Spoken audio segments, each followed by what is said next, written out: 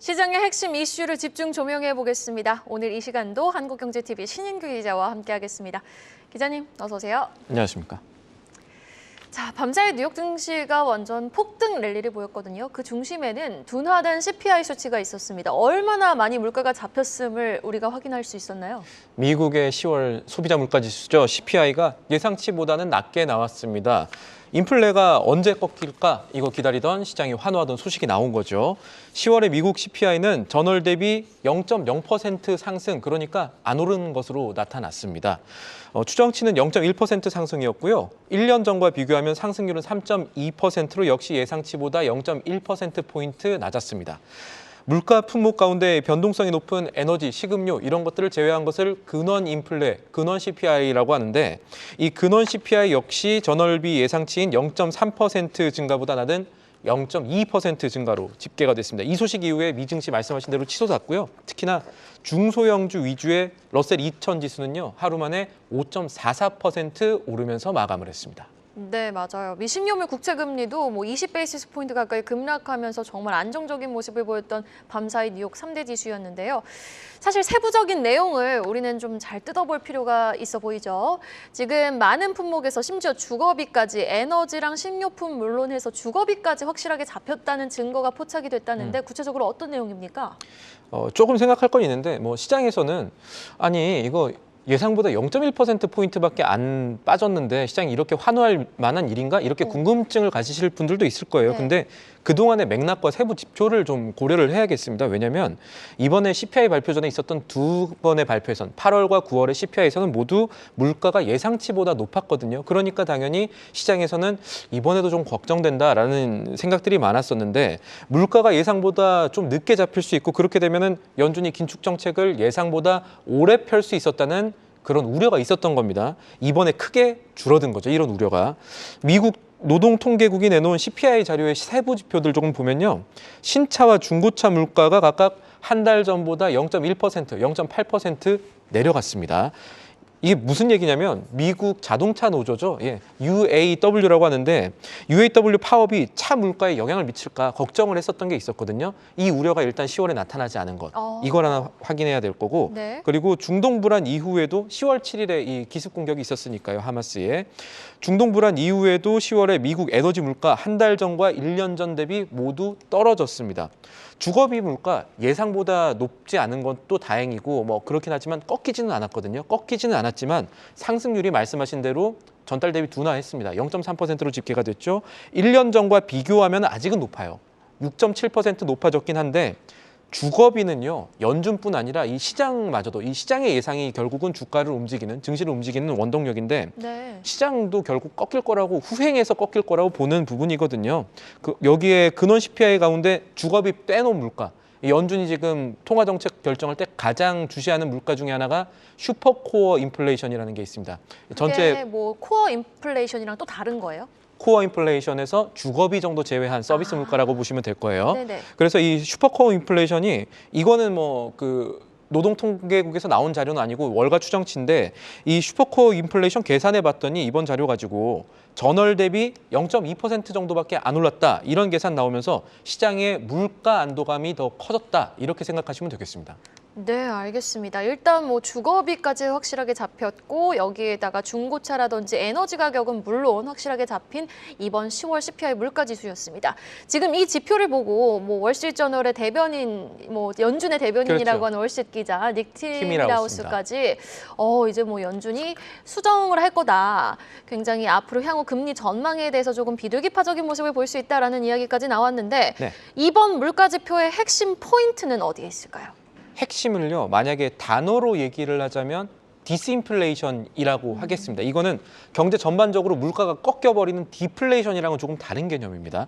물가가 좀 높아진 부분, 그러니까 저번에도 말씀드렸는데 너무 길어진 손톱 같은 이런 고물가 부분이 일부 좀 깎이고 있거나 적어도 더 높아지지는 않는다라는 점을 시장이 확인을 했고요. 이게 중요합니다. 그래서 이런 상황이라면 미국이 그동안에 연준 인사들 계속해서 매파적인 발언했는데 이 매파적인 발언과는 다르게 고금리 정책을 더 오래 가져갈 만한 환경은 아니겠다. 이런 기대감이 형성됐습니다. 그래서 월가에서는 예를 들어서 RSM 같은 곳에서는 12월에 당연히 이제 금리는 동결될 거고 연준 인사들은 그 동결을 얘기하면서 매파적인 발언들을 쏟아내겠지만 아무래도 금리 인상 매파적 발언과 달리 완료된 것으로 본다라는 분석을 내놓기도 했습니다. 자, 이렇게 예상보다 낮은 CPI 발표에 시장의 지수만 보면 정말 환호했거든요. 금리도 급락하고 그렇죠. 금리 인하 수혜주, 뭐 자동차주, 태양광 관련주도 일제히 폭등을 했습니다. 시장 반응 좀 정리해 볼까요? 오늘 말씀대로 성장 좀 많이 올랐죠. 네. 오늘 살펴볼 숫자 좀 많습니다. 우선 채권 수익률 급락했죠. 말씀을 미리 해주셨지만 10년물 채권 수익률이 연 4.45%대로 내려왔습니다.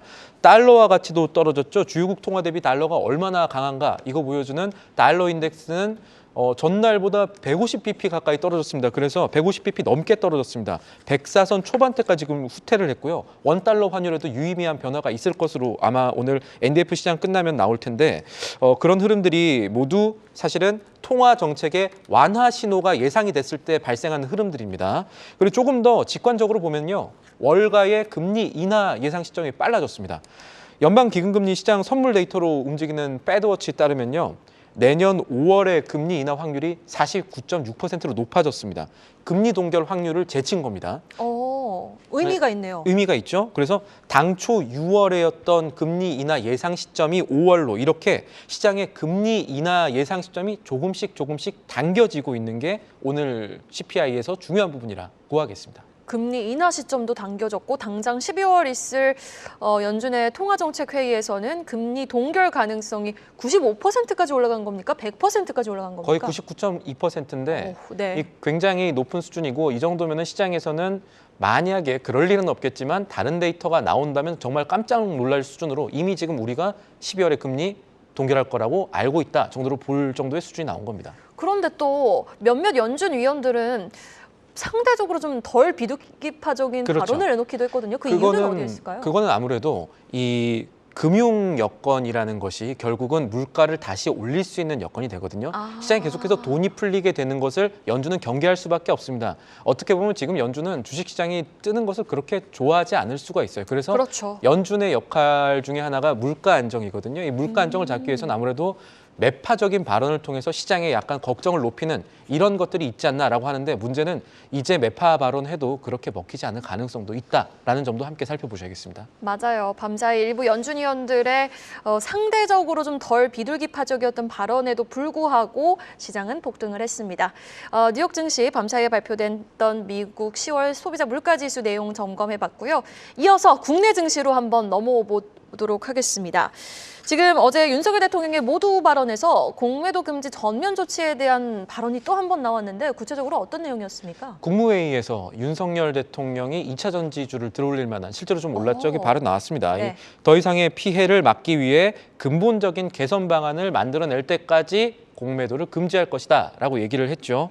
이 불법 공매도 문제를 더 방치하는 것은 공정한 가격 형성을 어렵게 해서 개인 투자자들에게 큰 손실을 입힐 뿐만 아니라 증권시장 신뢰 저하와 투자 이탈을 초래할 수 있다는 건데 이거 공매도 금지에 대해서는 사실 논란이 아직도 많지 않습니까? 특히나 제일 많은 게 뭐 우리 시장 선진지수 점점 늦춰지는 거 아니냐, 편입 늦춰지는 거 아니냐 이런 부분들이 있었는데 여기에 대해서도 대통령은 우리 증시는 변동성이 크고 개인 투자자 비중도 높아서 장기적으로는 이번에 공매도 금지 조치가 이 우리 증시 경쟁력 강화에 도움이 되는 일이라고 생각한다라는 말까지 남겼습니다. 네, 알겠습니다. 지금 대통령의 발언의 구체적인 의미를 좀 우리가 함의를 파악해 보는 게 좋을 것 같은데 어떤 내용이 나오고 있습니까?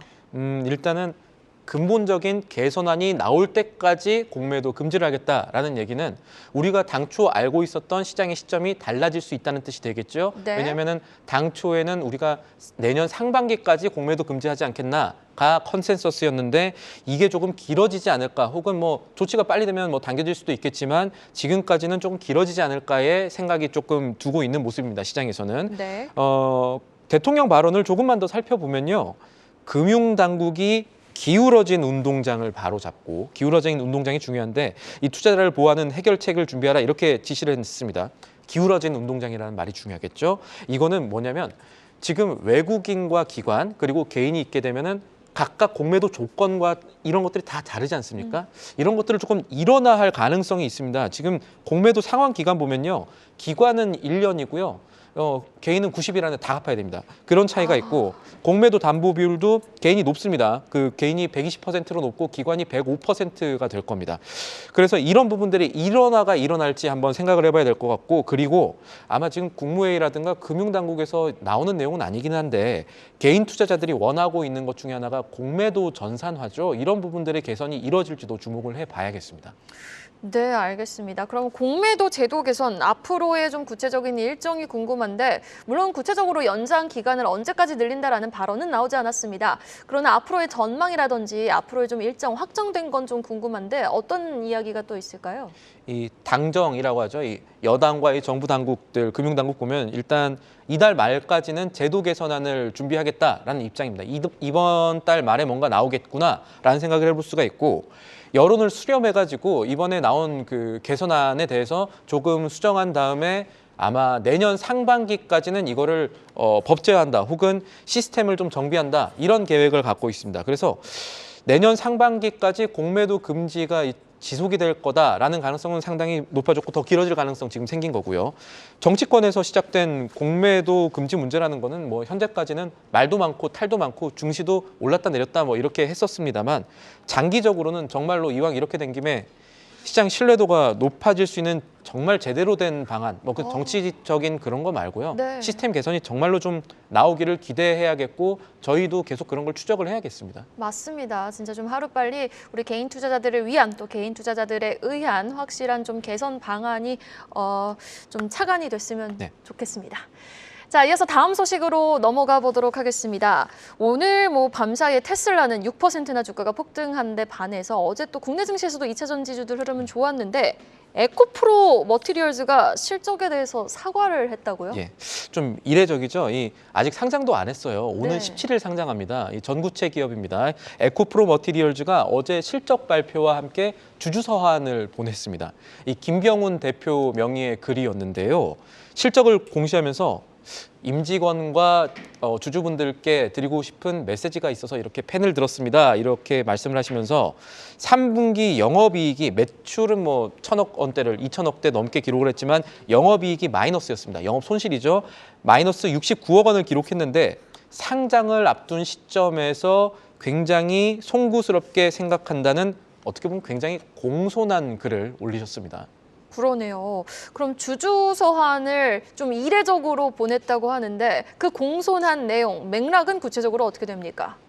이 기업 얘기를 해야 될 것 같아요. 파두. 이 반도체 팹리스 설계 기업이고 마음 아픈데. IPO 대어라고 굉장히 이제 많이 붐업이 됐었던 기업인데 그쵸? 지금 주가는 보면은 굉장히 좀 사실 슬픈 상황이죠. 슬픈 상황인데 이 파두 사태로까지 얘기가 나옵니다. 이 IPO 대어였던 이 파두가 어닝 쇼크를 기록하면서 아니 어떻게 매출이 이거밖에 안 돼라는 얘기들이 나오면서 공모주 전반에 대한 이 올해 IPO 하는 기업들 괜찮은가? 정말로 믿을 만한가에 대한 그런 우려가 나왔던 상황이었잖아요. 그런 상황을 고려를 해야 될 것 같은데 그래서 지금 상장 전에 이 김병훈 대표 입장에서는 미리 실적 우려에 대한 부분을 겸허하게 사과를 하고 동시에 앞으로 비전을 좀 같이 밝히면서 우리는 파두와는 좀 다르다. 이런 것들을 얘기를 해보는 게 아닐까 이런 분석들이 시장에서 나오고 있습니다. 워낙 파도 사태가 또 쇼크가 컸기 때문에 좀 주주들을 달래주기 위한 서한으로 좀 풀이가 되는데 자 그럼 IPO 에코프로 머티리얼즈 향후 구체적인 계획은 어떻게 됩니까?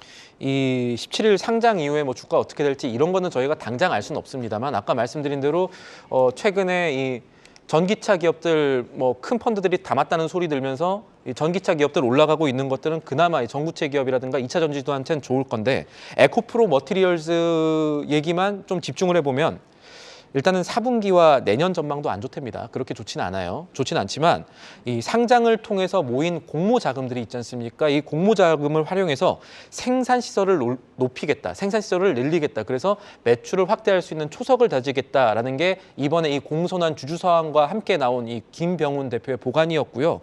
결국 이거는 매출처 다각화에 대한 얘기거든요. 이게 무슨 얘기냐면 에코프로 머티리얼즈는요. 지금 전구체를 생산하고 있는데 이거 전부 에코프로 계열사, 가족사들 판매로 매출이 지금 발생하고 있는 기업이에요. 그래서 이 구조를 어쨌든 간에 바꿔야 우리가 세계 시장에도 먹히고 좀 더 살아나지 않겠느냐라는 것들을 기대감을 좀 만들어내고 있는 부분이 있고, 그래서 이미 에코프로 머티리얼즈의 외부 판매 계획이라고 합니다. 그러니까 가족사 말고 외부의 다른 고객사 유치하는 계획이 2025년에 이 비중을 30% 그리고 2027년까지는 50%로 늘리겠다라는 계획을 했는데, 주주서안에서 요거는 지금 잘 되고 있습니다, 여러분. 이런 얘기들도 좀 들렸어요. 그런 얘기를 썼으니까 앞으로 이 김병훈 대표의 주주서안대로 지금 어렵지만 상장 이후에 공모자금 통해서 이 기업이 더 살아날 수 있을지도 하나 지켜볼 부분입니다. 그렇게 안 되면 지금 상황에선 더 어려울 수도 있겠죠. 네, 알겠습니다. 구체적인 악재는 이미 미리 주가에 선 반영이 됐고, 어제 사실 2차 전지 관련주들의 반등과 더불어 의미 있는 외국인과 기관의 수급이 들어왔거든요. 오늘도 테슬라 훈풍을 받아서 2차 전지 관련 종목들의 반등 한번 응원해 보도록 하겠습니다. 지금까지 한국경제TV 신인규 기자와 함께했습니다. 말씀 고맙습니다.